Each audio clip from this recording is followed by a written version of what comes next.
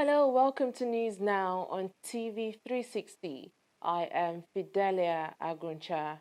We begin with the reaction of the Nigerian army to a report by Amnesty International accusing it of negligence in the kidnap of over 110 schoolgirls by Boko Haram last month. The human rights body, in a statement on Tuesday, said the military was warned ahead of the attack but failed to act. It also questioned the withdrawal of troops in the weeks leading to the attack, noting that no lessons were learned from a similar kidnap in Chibok, Borno State in April 2014. However, the military, in its reaction, dismissed the report, describing it as unfounded. The Army, in a statement signed by Acting Director Defense Information, Brigadier General John Ajim, questioned the motive of the AI in the conduct of the report. The death toll in the Lassa fever outbreak in Nigeria has risen to 119. The new toll was disclosed in the weekly report released by the Nigerian Center for Disease Control on Tuesday. The report says three new deaths were recorded from nine new confirmed cases between March 12 and 18, 2018. Since the start of the year, there has been a total of 1,495 suspected cases, with 376 confirmed positive, 9 probable, and 1,084 negative, and 26 awaiting laboratory results. The case fatality rate in confirmed and probable cases is 24.7%. A coalition of Niger Delta militants led by the reformed Niger Delta Avengers has threatened a fresh attack on all installations in the region. The militants, in a statement on Tuesday, issued a 4-week ultimatum to President Muhammadu Buhari to reinstate the sacked coordinator of the National Amnesty Program, Paul Boro. Boro, who is a retired brigadier general, was dismissed last week and replaced by Charles Dokubo as the new coordinator of the Presidential Amnesty Program for former Niger Delta militants. However, the militants are seemingly not satisfied with the appointment. They have threatened to attack all installations in the Niger Delta if Boro is not reinstated. Troops of the Nigerian army have arrested a suspected gun runner in Rigachikum Forest area of Kaduna State. The Director, Army Public Relations, Brigadier General Texas Chuku, who disclosed this in a statement, said the troops of the Mobile Strike Team 2 nabbed the suspect during a clearance operation. The operation was carried out on Monday at a suspected armed bandit hideout. 2 AK-47 rifles and 38 rounds of ammunition were reportedly recovered from the suspect. The Nigerian Customs Service says it has intercepted various contrabands with a duty-paid value of over 2 billion naira for the month of March 2018. Comptroller General of the Lagos Command, Mohammed Uba, revealed this while addressing newsmen on Tuesday in Lagos. Unwholesome activities of smugglers at Nigeria's porous borders is estimated to cost Nigeria over $5 billion yearly. These activities have severely hampered efforts of the Nigerian government to ensure economic growth. The Nigerian Customs Service, the body in charge of checking the activities of the smugglers, has been stepping up its efforts in the past year. In 2017 alone, the Lagos State Zone A command of the service says it arrested 179 suspected smugglers with goods worth 5.95 billion naira. The purpose of this briefing is to highlight the new progress made by the zone in the fight to curb the activities of smugglers. This is part of the 5,140 bags of rice seized. The reason for the seizure is import prohibition. You know very well, since January 2016, the federal government has banned the importation of rice through the land border. Even through the ports, there are certain restrictions imposed. The essence of the policy is to boost local rice production in Nigeria, with the view for Nigerians to be self-sufficient in food production, get employment, and reserve our foreign currency. Uber also warned smugglers that the service will not relax on its recent achievements, but would step up its fight against smuggling. Part of the rice we seized were seized from Oyo State, Osun State. In the course of doing that, in fact, eight trucks of such rice were intercepted at that site. The Oyo State Command did their best, and it will look like as if the smugglers were trying to be stronger than them. We got wind of the information, we quickly moved in, and we were able to assist them and bringing down these 8 trucks of rice from that end. When an individual or a corporate organization, the aim is to make a profit, they can go to any lengths and continue to do this. They are only praying that every time they will succeed and get away with that, because they are a profit-making organization, while we on our own, we are social welfare. It's government is not a profit-making organization. So they continue to do that, and we continue to trail them until we bring them down to their knees. Nigeria is aiming to attain self-sufficiency in rice production by 2020 and has been cutting back on imports and smuggling. The government recently approved 1.12 billion naira for the purchase of 50 operational anti-rice smuggling vehicles to check the persistent smuggling of rice into the country. The vehicles will enable the customs scale up its operations at the borders and put a stop to what is considered the most smuggled foodstuff into Nigeria. Habiba Odushoga, TV360, Lagos. The Nigerian government on Tuesday filed a fresh 3-count charge of treasonable felony against 4 members of the indigenous people of Biafra IPOB. The 4 accused persons are Bright Chimezie, Benjamin Madubugu, Chidebere Onwudiwe, and David Nwanwusi. They were initially facing a similar charge along with the wanted IPOB leader Nnamdi Kanu. However, the trial will now continue without Kanu. The IPOB leader has not been seen in public since September 2017. President Muhammadu Buhari on Tuesday met with former Vice President Nnamdi Sambo in his office at the presidential villa in Abuja. It would be the 4th time Sambo would be visiting the villa since the inception of the present administration.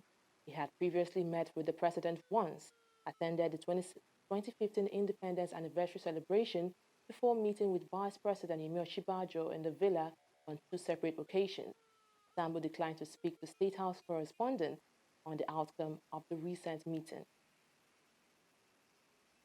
Nigerians have been advised not to allow sentiments becloud their senses of reasoning as they take to the polls in 2019. This is according to the former chairman of the Economic and Financial Crimes Commission (EFCC), Nuhu Ribadu. Ribadu, who was speaking at a town hall meeting in Abuja, says corruption as a social ill can only be properly tackled if incorruptible leaders are elected into vantage positions. We need good leadership. We need good leaders. We need leaders at the state level, at the local government level, at the institutional level, at the NGOs, everywhere. Without good leaders, it is likely that we may not be able to get it right. We need people who can navigate for us to follow. It is all over the world. Wherever you see a difference, they are likely to have quality good leadership across. So I think it is very important for us to understand that we should have also a role to play in that. Me and you must insist and ensure that we have good leaders. It is our responsibility. And you can do that. Never underestimate what you can do. Even simple thing to say that we disagree with corrupt people who continue to be our leaders. Don't take them for heroes. We have to look at the push factors, the pull factors, the manifestations, and then why do we again find corruption excitingly attractive in Nigeria? Is it because the punishment or the reward is far better than the minuses? I think these are some of the things that should engage our attention. And from my own perspective, I'm going to look at it from the perspective, from the angle of what the citizens can do at their own level. Look at how we have killed the local government system, for example, through sheer forms of corruption. And today, governance at the lower level has completely collapsed. And this is why we have Boko Haram and other forms of crimes at the local level. That's why the challenges being faced by the judiciary. The Indian judiciary, against the backdrop of limitations, have done wonderfully well. That's the truth. You see, I consider we have about 3,800 judicial officers in India. some are behaving below expectations. But there are some of them that are doing extremely well that we must encourage them. If not for the judiciary, you can see their pronouncement all this while. They are really the one sustaining the democracy in their several judgmental pronouncements. And in a way, they are able to sustain the judiciary our democracy. That's why we can now sit down and talk about corruption. If there's no judiciary, I'm sure that will be freedom of expression right now. But for ensuring that, I think we must give them those. Earlier this month, a Nigerian lawmaker, Sani Shehu, reviewed the allowance of senators in the country. Sani, in an interview, said senators received 750,000 naira monthly salary and 13.5 million naira monthly running costs. The revelation sent shock waves around the country and drew criticism from many stakeholders who demanded a review. Nigerians have also been reacting to the revelations. Basically, that is barbaric. That is outrageous. It's an infringement on the masses, considering the economy of this country right now. I think the senators and the rep, governmental people in power, they should redress and rethink. Think of the masses, because according to Pareto optimality, it is the masses that suffer all this, whatever, and the masses are already suffering. I tell you, they have to have a change of heart. They have to think well. They have to have a flowing view of the masses, not particularly about their pocket, and it is not what they can get, but what they can do for this country, Nigeria. We don't have a constitution in Nigeria. We only have a constitution made for us by the military. If we had a constitution made by the people, we would have decided who earns what, right? The Nigerians will have decided whether it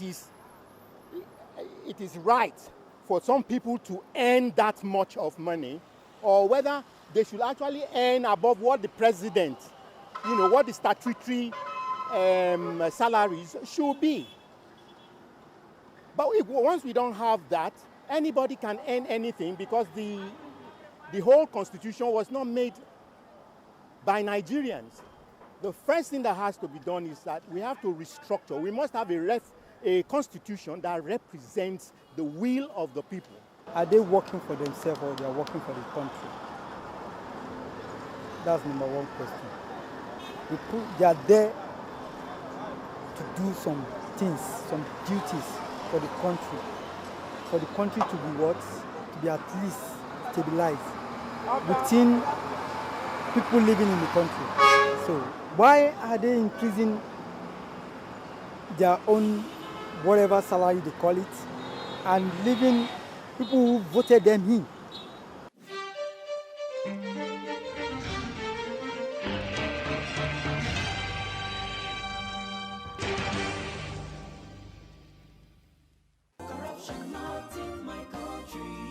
Hello?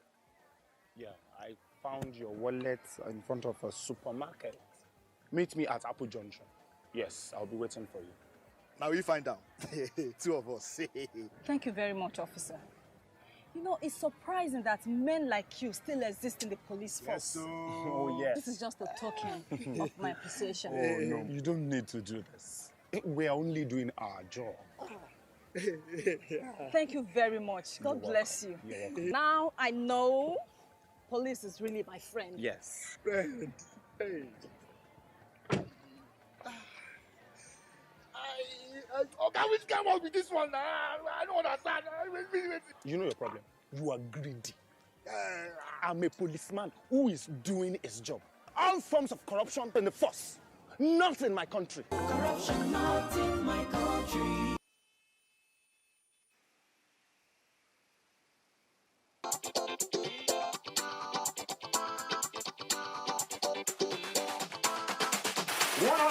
People to get only 10 people to register to vote, 10 new voters.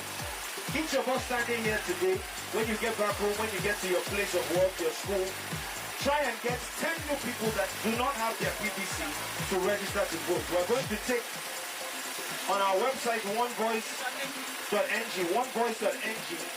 Please go there, give us the information.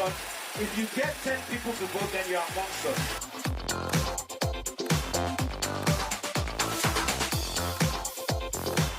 So at least start with your voter's card and begin to use that to bargain about the type of person you want to see on February 16, 2019 and March 2nd on the ballot paper. So we want to focus on people who haven't voted before. It's 100,000 people who are looking to pledge that because that gives us a minimum of 1 million new voters. Instead of to say, oh, my vote no go count now.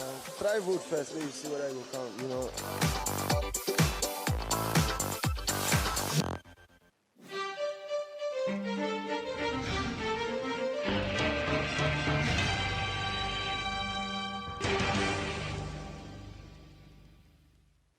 Glad to have you back. The central bank has continued its intervention in the foreign exchange market. The Apex Bank on Monday injected another sum of $210 million into the interbank foreign exchange market. The bank offered $100 million to authorized dealers in the wholesale segment of the market, while the small and medium enterprises segment received a sum of $55 million. Customers requiring foreign exchange for invincibles such as tuition fees, medical payments, and basic travel allowance, among others, were also allocated the sum of $55 million. Meanwhile, the Senate has screened two nominees for the position of Deputy Governor of the Central Bank of Nigeria. The nominees, who are Edward Adamu and Aisha Ahmed, were screened on Monday by the Committee on Banking, Insurance, and Other Financial Institutions. The lawmakers also screened four other nominees as members of the Monetary Policy Committee, MPC. This comes a week after the Upper Legislative Chamber resolved to screen the CBN nominees to enable the MPC hold its first meeting in 2018, which the CBN has fixed for April 3rd and 4th. Oil prices rose by almost 1% on Tuesday, lifted by a weak dollar, tensions in the Middle East, and concerns of a further fall in Venezuelan output. U.S. crude were at $62.61 a barrel, while Brent crude futures were at $66.53 a barrel. Soaring U.S. output as well as rising output in Canada and Brazil is undermining efforts by the Middle East-dominated Organization of the Petroleum Exporting Countries, OPEC, to curb supplies and boost the prices. Nicolas Sarkozy, the former French president, has been taken into police custody where he is likely to be questioned as part of an investigation into suspected irregularities over his 2007 election campaign financing. The case is connected to accusations that Sarkozy received money from former Libyan leader Muammar Gaddafi to fund his successful election bid in 2007, allegations he denies and has dismissed as grotesque. The prosecution claims Sarkozy spent nearly double the legal limit of $24 million on his campaign using false billing from a public relations firm called Bigamlion. An investigation into the allegations has been underway since 2013. 39 missing Indian workers who were taken hostage by ISIL in the Iraqi city of Mosul have been killed. This is according to India's Foreign Minister Sushma Swaraj. The minister told the upper house of parliament the government had received confirmation on Monday that the DNA of 38 bodies found in a mass grave had been definitely identified as matching the missing Indians. The 39 body exhumed from the grave had only a 70% DNA match, the minister said. The grave was found after Islamic State of Iraq and the Levant. A member of the Musa Ahmed Kida-led Nigerian Basketball Federation board, Sam Amedu, has denied the group is not happy over FIBA's ruling that a new election be held to decide who manages the country's basketball. Nigerian basketball has been plunged into a bitter leadership tussle since June 12, when Tijani Umar was allegedly elected for a third term as NBBF president in an election reportedly held in Kano. But Amadou Kida was named the NBBF's #1 man a day later in another election held in Abuja with the Sports Ministry and the Nigeria Olympic Committee in attendance. FIFA nullified both elections last week and ordered a fresh one on the grounds that they did not meet its status. Argentine star Lionel Messi said the upcoming World Cup in Russia is the last chance for the nation's current group of players to win a World Cup. The football icon has lifted plethora of global, continental, and domestic titles with Barcelona, but his national team career has not consisted of the same glory. Messi and Argentina have suffered heartbreak in 3 consecutive major international finals, which are the 2014 World Cup, the 2015 and 2016 editions of the Copa America. Fiorentina are set to rename their training ground in honor of David Astori, the club has confirmed. The Italy international died of a sudden illness at a hotel on March 4th. Astori, who made 289 Serie A appearances in 10 seasons and played 14 times for the national team, joined Fiorentina on loan in 2015. The club signed him outright 1 year later, and he went on to become their captain. He previously spent 6 seasons at Calgary and 1 on loan at AS Roma. Well, that's it on News Now. Many thanks for watching. I am Fidelia Aguncha.